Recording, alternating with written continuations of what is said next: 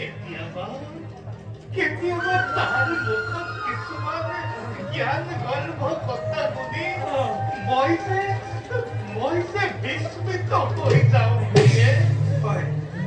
তেতিয়া মোৰ কেনে লাগে জানা কি যেন আমাৰ পুত্ৰ বস্ত্ৰ কোনো একে স্বৰ্গৰ দেৱতা কথাই সেইদিন অভিশাপ মোচনৰ বাবে আৰু কেতিয়াবা এনে লাগে জানা কেনে লাগে জানা তোমাৰ মোক এৰি থৈ গুচি যাব কোনোবা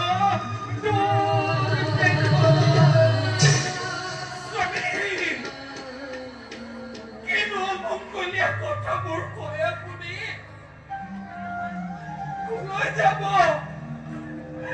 নাযায় কোলৈ নাযায়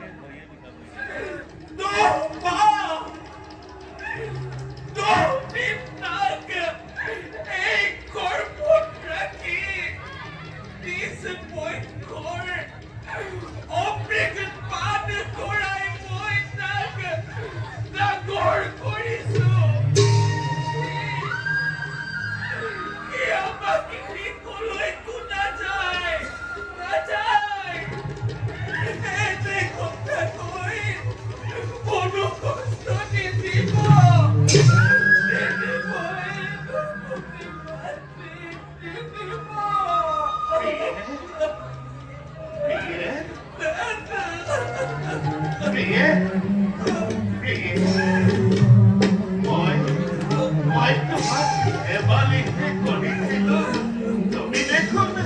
কাটিয়ে পেলালা আপুনি জানো কোন